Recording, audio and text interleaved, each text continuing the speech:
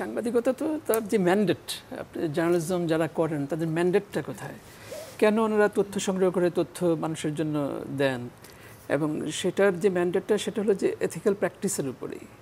যদি সেটা ethical practice না হয় তাহলে তো সেই ম্যান্ডেটই থাকে না জার্নালিজম করার। অর্থাৎ সাংবাদিকতা করতে গেলে আপনাকে তো সেই সত্য তথ্য সংগ্রহ করা এবং সত্য তথ্য মানুষকে জানানো, অবজেক্টিভলি সেটা জানানো, সেটার উপরেই কিন্তু সাংবাদিকতার পুরো বেসিসটা দাঁড়িয়ে আছে। তো সেই জায়গা থেকে কিন্তু আবার অপরপিঠে আমরা দেখব যে হিস্ট্রিক্যালি আপনি দেখবেন যে জার্নালিজমকে আমরা যেভাবে আসলে গ্লোরিফাই করতে অভ্যস্ত হয়ে উঠেছি, কিন্তু আসলে জার্নালিজম কিন্তু পারপাসিভ জার্নালিজম হিস্ট্রিক্যালি বিভিন্ন সময় হয়েছে। ইউরোপে পার্টিসান প্রেস ছিল, একদমই পলিটিক্যাল প্রেস, তারা পলিটিক্যাল ইন্টেনশন নিয়েই তাদের উদ্দেশ্য সাধনের জন্য তারা সাংবাদিকতা করেছে। আমেরিকাতে আমরা পেনি প্রেস দেখেছি, বা আপনি যদি রিসেন্ট সময়ের কথা বলেন, আমরা যে ফার্স্ট গালফ ওয়ারের আগে দিয়ে যে ওয়েস্টার্ন মিডিয়াগুলো যেভাবে ওয়েপন অফ ম্যাস ডিস্ট্রাকশন যে ইরাকে আছে, তো সেটা তারপরে কিছুই পাওয়া গেল না। তার মানে তো সেগুলো উদ্দেশ্যপ্রণোদিতভাবে এক ধরনের ক্যাম্পেইন ছিল, তাই না? তো অতএব এই বিষয়গুলো ছিল, কিন্তু তারপরেও আমরা বলবো যে সাংবাদিকতা যেহেতু আপনার সেটা অবজেক্টিভ হতে হবে, সেটা সত্য তথ্য হতে হবে, তাহলেই সেটা কিন্তু গ্রহণযোগ্যতা পায়। এই জন্যই কিন্তু এথিক্যাল, এই যে সাংবাদিকতার এথিক্যাল কনসিডারেশন, ওই সমস্ত ব্যাকগ্রাউন্ডের ফলেই কিন্তু আপনার প্রায় দীর্ঘকাল এভাবে প্র্যাকটিস হওয়ার পরেই সমস্ত সাংবাদিকরা একত্রিত হলেন গ্লোবালি যে না, আমাদেরকে এথিক্যাল প্র্যাকটিসে যেতে হবে। এবং এই এথিক্যাল প্র্যাকটিসের যখন তখন কোড অফ এথিক্স সামনে আসলো।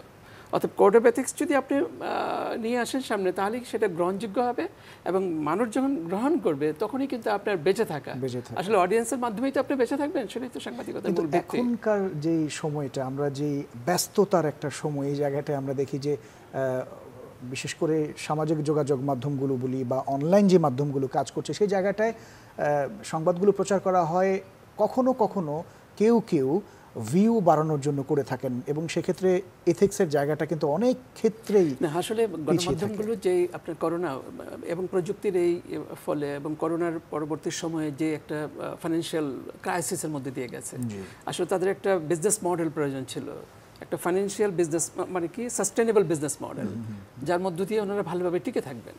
সেটা করতে গিয়ে ওনারা আসলে প্রোডাক্ট ডাইভার্সিফিকেশন করেছেন, এবং প্রোডাক্ট ডাইভার্সিফিকেশন করতে গিয়ে ওনারা প্ল্যাটফর্ম ডাইভার্সিফিকেশন করেছেন। ওনারা নিউজ, ওনার হার্ড পেপারের নিউজ, সেটা উনি অনলাইনে নিয়ে যাচ্ছেন, উনি বিভিন্ন চ্যানেলে সেটা দিচ্ছেন, এবং সব জায়গা থেকে মনিটাইজেশন করে নিজেকে সাস্টেনেবল করার চেষ্টা করেছেন।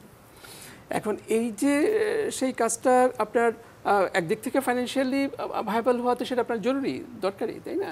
কিন্তু আপনি সেটা করতে গিয়ে আপনাকে তো প্রতিনিয়ত যে বিষয়টা আপনাকে বিবেচনায় নিতে হবে যে ultimately your responsibility is to ensure the wellbeing of the people, তাই না? এবং জাস্টিস এনশিওর করা, সত্য তথ্য, মানুষকে তো আপনি বঞ্চিত করতে পারবেন না সত্য থেকে, তাহলে কিন্তু আপনার কোনো উপায় নেই, আপনি সেটা কিছুতেই পারেন না।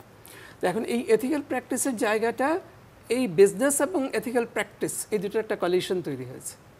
আর সেই কলিশন তৈরি হয়েছে ইন দ্য সেন্স যে আমি কি জানতেনভাবে এখন আমি অর্থ উপার্জন করবো, তাহলে আমি অন্য আরেকটা বিজনেসের, 8-10টা বিজনেসের মতো হয়ে গেলাম।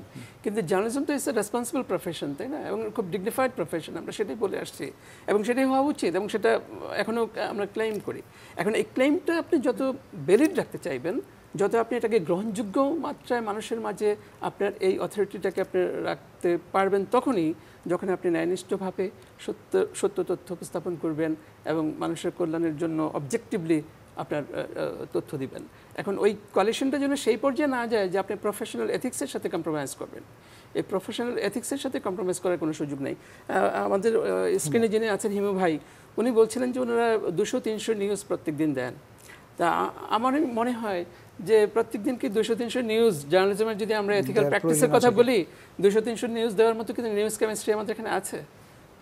200-300 নিউজ যে আমি আপলোড দেই, এই 200-300 নিউজ আপলোড দেওয়ার মতো আমার যেই আমরা জার্নালিজমকে যেভাবে ডিফাইন করি, জার্নালিজমের এলিমেন্টস, জার্নালিস্টিক কেমিস্ট্রি, এইসব মিলিয়ে 200-300 নিউজ হওয়ার মতো কন্টেন্ট কিন্তু সাদামাটাভাবে আমি যা বুঝি একজন হিসেবে, যেহেতু দীর্ঘদিন এই প্রক্রিয়ার সাথে জড়িত আছি, এত নাই। তার মানে কি আমরা একটা তথ্যপ্রবাহী পথ হয়ে উঠেছি।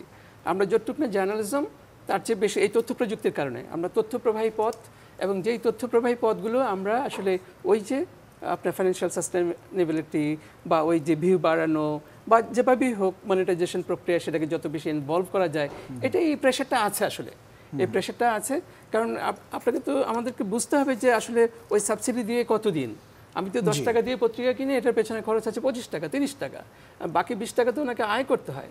তদ্রুপভাবে টেলিভিশন বা অন্যান্য গণমাধ্যমগুলো তার যে হিউম্যান রিসোর্স, এগুলোর জন্য তো তার খরচ আছে।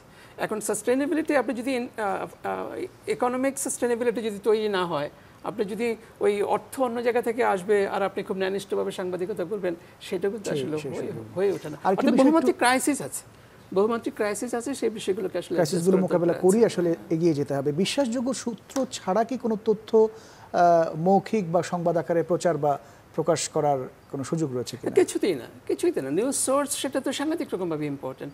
আপনি নিউজ সোর্স, এবং সেই শুধু নিউজ সোর্স হলেই হবে না, সেটা অ্যাপ্রোপ্রিয়েট নিউজ সোর্স আমরা বলি। অ্যাপ্রোপ্রিয়েট নিউজ সোর্স, আমি সাধারণত সাদামাটাভাবে যদি একটা উদাহরণ দিই, আপনি হয়তো হেলথ বিষয়ক একটা নিউজ করবেন। এখন আপনি তো আসলে মানুষের স্বাস্থ্য, এখন মানুষের ডাক্তারের কাছে যাবেন, আপনি তো পশুর ডাক্তারের কাছে যাবেন। এটা জাস্ট আমি একটু বোঝানোর জন্য বলছি যে সোর্সের অ্যাপ্রোপ্রিয়েটনেস।